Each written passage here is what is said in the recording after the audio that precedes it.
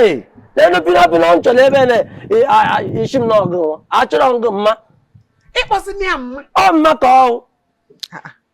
I am mamma. Can Azazim? Ah.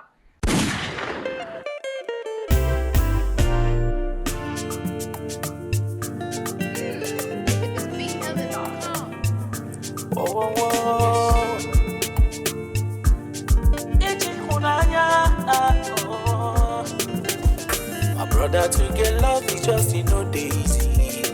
Now for God, no true love for Shirike. Sister to get love is just in no daisy. Oh, what ya no can Ije Ihunanya. Ije Ihunanya. Ije Ihunanya. Ije Ihunanya. Oh, Ije Ihunanya.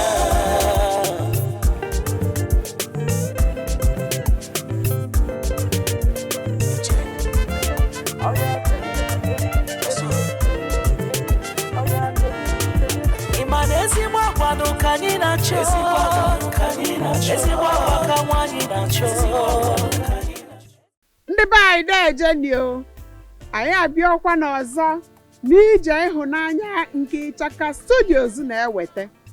Chetakwanụ na Ije Ihunanya bụ ebe ụmụ nwoke na ụmụ nwanyị ndị na-achọ di ma na-achọkwa nwunye dị avụ bive vụkwuo nwunyebe.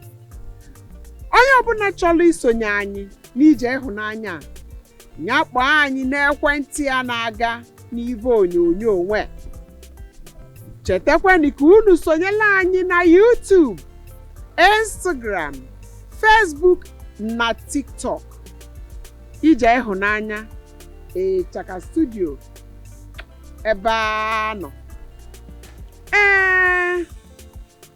Ka nsitekene n'aka nli m.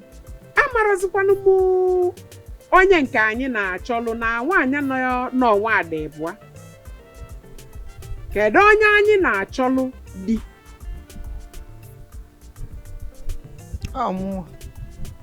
Kwụsị okwu ike. Mụwa bụ Ngozi Nchekwube. Oho, Ngozi Nchekwube ọ nke ka anyị na-achọlụ di?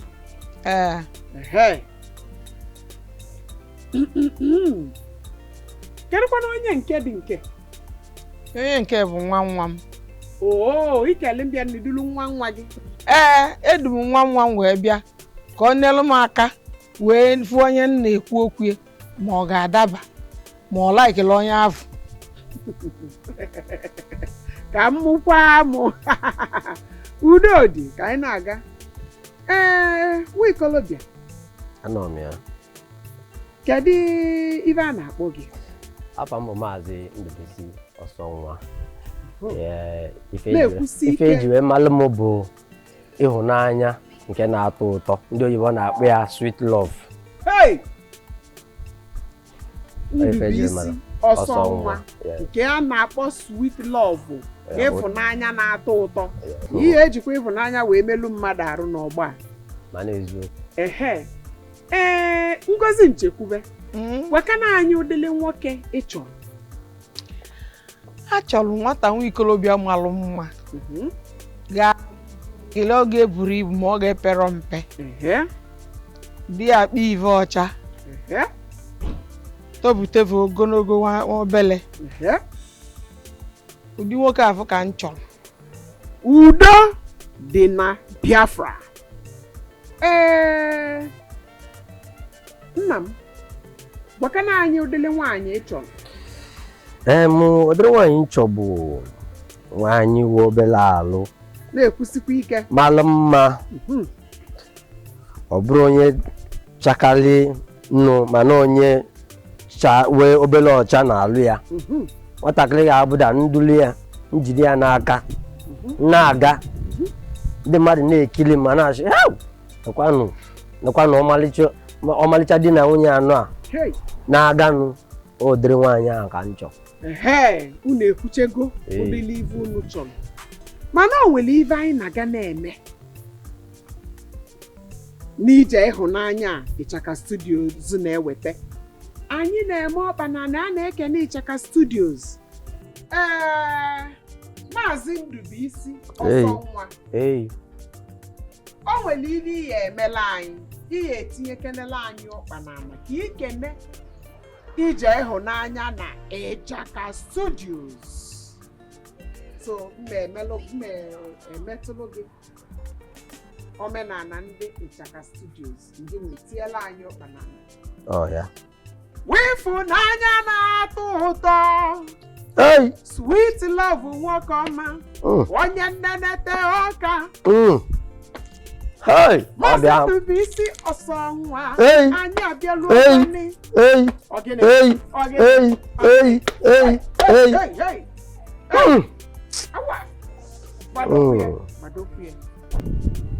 Ngwanụ tụwalịa! Mma! Ha! Ya ka ị wetara nka nnụọ.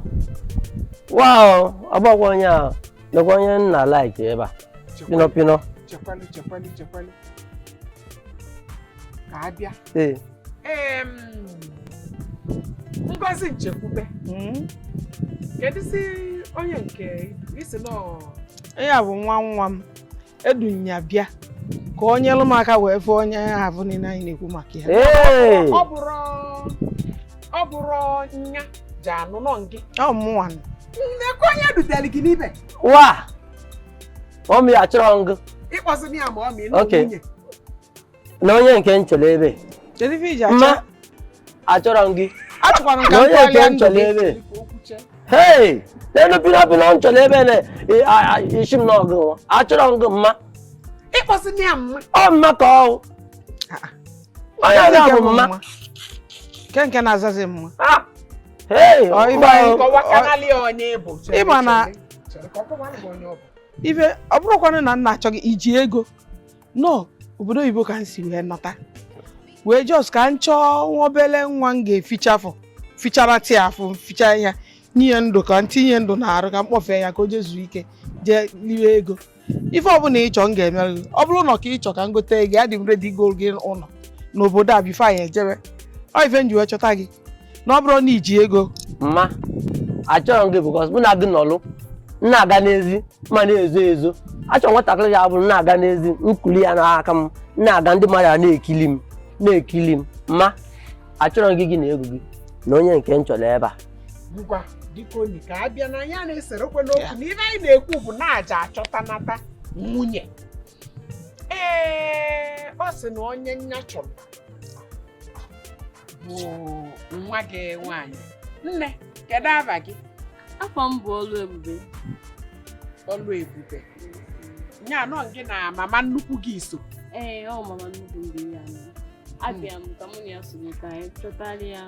Ọ kọwasịgo m ụdị nwoke ọ chọrọ.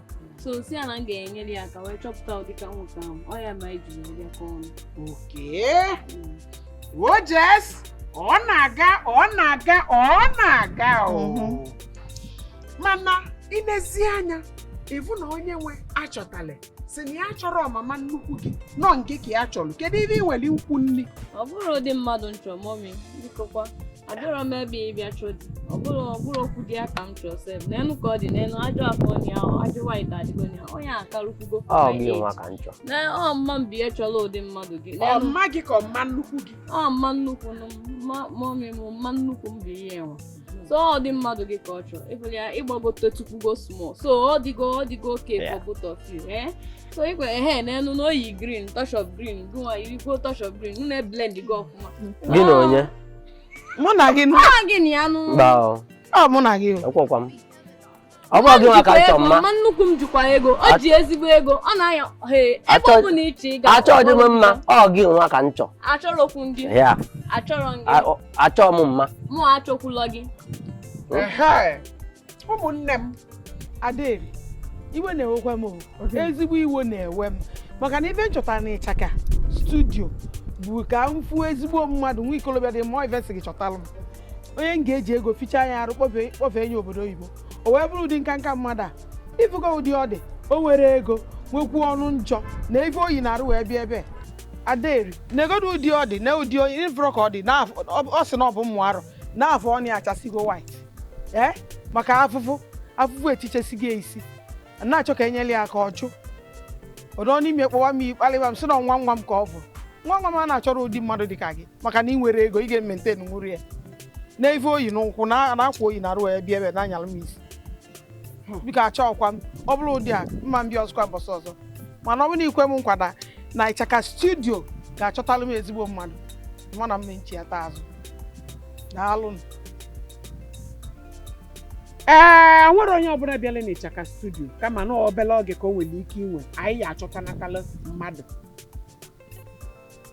anyị achọtanatala gị di ma ọ bụ nwunye nya bụ gbadu wetuo obi iji abịa ọzọ mgbe ọzọ ịbịazịa anyị mara ive emele ive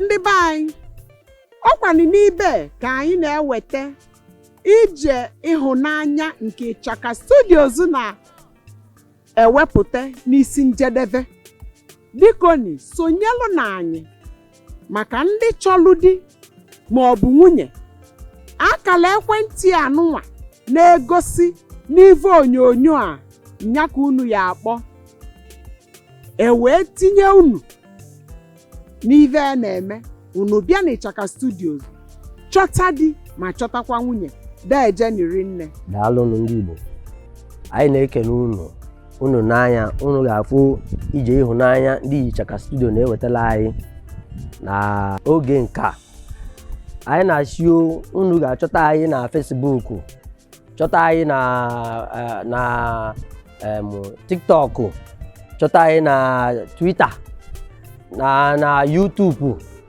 ebe unu ga-achọta anyị erike ife anyị na-ashio unu biko unu onye chọrọ ife ọbụla a na-akpọ di ma nwunye na onye ọbụla chọrọ ịhụnanya ya gba ọsọ jebe na Ichaka Studio ya je tie aka ebe ahụ ya je folo anyị ya je solo anyị ka ọ na-afụ ife Ichaka Studio na-ewetala anyị biko unu nka ka m ji wee bịa daalụ ndị Igbo ekene m unu.